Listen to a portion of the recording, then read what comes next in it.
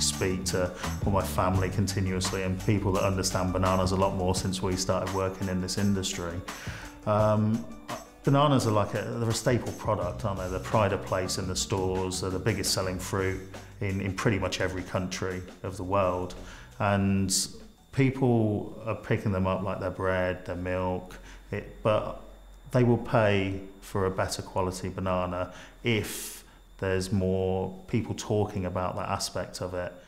You know, more and more these days, as a consumer, you want fantastic product. And I think within bananas, we're actually missing out from what's potentially available there. Retailers are doing a lot of good things for the growers. They're working on many programs with them to really make sure that they're looked after in the right way. But the thing that then misses out is actually the rest of the supply chain, and the impact that you see back in the UK on the wholesale markets has been very, very dramatic. A very difficult period for people working within that part of the industry. What we want to do is to bring back bananas into every part of that chain, and I think there has to be at some stage a realisation that this is not sustainable and that everybody should be benefiting, and actually the consumer then gets the best quality banana as well. I think that we have an interest in making the UK a part of our business longer term. Within that, I think there has to be a mix of wholesale and retail to make it really sustainable. I think if you just focus in the wholesale market alone, in the banana category especially, then there's a real risk through certain periods of the year that you're not going to be having a sustainable business. The UK is very, very different, I find, compared to other markets. It's actually made it pretty challenging in terms of how we've actually moved our business and developed it into this marketplace. So for most of last year, we've been working to 5 containers a week coming into the UK, but that's into the wholesale markets. Whole focus in terms of development of our business has been very much around actually finding very strong quality product coming into the UK and giving customers a different angle. I suppose the beauty for us in terms of the BanaBay approach is that we actually work in partnership with the grower. So when we actually bring a product in, we can talk about a vertically integrated solution. I think in terms of our modelling, in terms of our global development, that's then led to many other successes. So even though the UK has been very difficult because you work on a weekly pricing structure, unless you have that retail relationship, it's actually led to something much bigger off the back of what we've done because of our marketing activity and everything else around that. Obviously 10 years ago when Walmart came in and really shook up the UK in terms of looking at starting a banana war in terms of pricing, that had a big cascade down the rest of the industry. And I think more and more retailers have then started sourcing from potentially unfashionable countries, but something that gives them probably a cheaper option in terms of then keeping the consumer price at a lower level. If you look at the price of a banana when it's travelling 5,000 miles from Ecuador to come in, yet you can buy a Cox's apple, which is nearly 3 times in terms of price, something doesn't add up to me. What we can provide within BanaBay is a quality that's very, very different. It's back to the taste of bananas that you get years ago, because actually the Ecuadorian soils, the fertilisation processes and everything that happens there just delivers the best quality banana. We're obviously now sourcing from other countries as well. We're working from Mexico, we're looking at other product ranges, but that's really then working with our customers and understanding how they want us to develop as well. I think the banana market is continually evolving. I think price is also something that will change. I think there's certain things that are happening over the next few months in terms of minimum price increases that will naturally have an impact on people reviewing what is the banana sector going to be about longer term. We want to take more involvement and more action to discuss with retailers. At the moment we have one direct retail relationship in New Zealand. What we want to do over the next 2 years in terms of our strategy is to start talking more directly with them. We know that our bananas go into Lidl in Ireland and also into Aldi in Germany through different sources. But we believe by having a more direct approach and really talking about the dynamics of what we can offer, in line with providing the best quality bananas doesn't necessarily always mean that the consumer loses value in that. But what we want to do is to have different options so that we can actually spread our risk in a different way.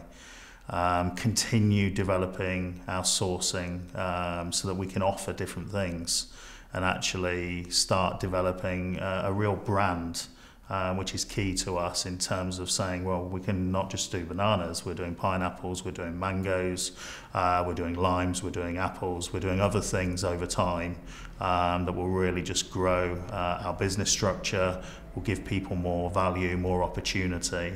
And that way it gives us an internal mechanism for really making sure that we can offer the value 12 months of the year in certain product groups. I think this marketing brought us at the time where we are at the moment with BanaBay. People trying to realize that this is the brand, this is what we want on our shelves, and hopefully we will be there soon in the UK. We're still a small business, we're still a very agile, lean, structured team, but I think what that shows is that our marketing work that we're doing, the power of how we're selling our business is really working. I think from the discussions I've had with the retailers when I've been to meet them, their first initial concern was, well, you're an Ecuador business. It's great that you have an Ecuadorian and UK link. It's fantastic that you are the grower, so you can provide this vertical integration. But what they didn't have then was, well, what happens if something happens in Ecuador? How do you service our business? How do you keep providing what we need to tailor your business to our requirements? We are the grower, we control the whole produce, we control the taste of the fruit, so this is why I think customers were trusting us more. We've already now started out of Mexico. I've been over to the Dominican Republic and Colombia. We have got options now, and it's really just now finding, well, actually, what is the type of spread that retailers would like. BanaBay is a very new company, and the market in China also is completely new. BanaBay provides some different to the China customers. I think that we can add a lot more weight. We come from outside of the fruit industry in terms of our experiences as a management team. But what I think that brings is also great knowledge from other industries and how we can approach different things in a different way. You know, we have a fantastic grounding that we have an Ecuadorian experienced grower with fantastic product and quality that is, for me, second to none in terms of the reinvestment they put back into their plantations. But what we also bring with that is a westernized approach in terms of our sales techniques, in terms of our customer service management and how we work as an extension really to our customers' businesses. That's why we've been so successful in the last 2 years. You know, we've really found a model that is working, and it's about now approaching that in a different way with a different focus on strategy to really try and now impact what the banana industry can become in the future. We're looking at some of the retailers and some of the different expectations on quality. There's probably a few retailers in the UK that we would naturally want to speak to first. I think once we have one strong relationship, then it gives us a different edge on how we can work within the wholesale markets as well. We want to offer a solution that covers not just a product but a brand, but looking for the same value proposition.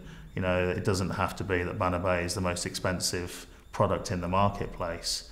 It can be that we actually work closely with our customer to really understand what are the different things we can bring that actually gives people more choice. There's a huge amount of information that we can share, that we can do in the right way, that starts changing the whole people's thinking about bananas. And actually, I think then when people have more knowledge and more understanding, that actually drives a lot of the pricing structures and a lot of the issues and challenges that are in the industry at the moment. You look at many companies that are servicing the retailers at the moment, and they're in a different position to us in terms of their infrastructure, in terms of their assets. They have their own ripening centres, some of them. They have their own distribution systems.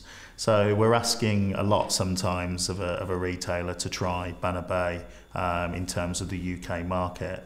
But we believe that despite that, with all of the other things that we can offer, and maybe just a different management style and approach, quick decision making, people that are agile, that can move things forward and can keep the drive and enthusiasm going in this industry, then we bring a different feel to this business.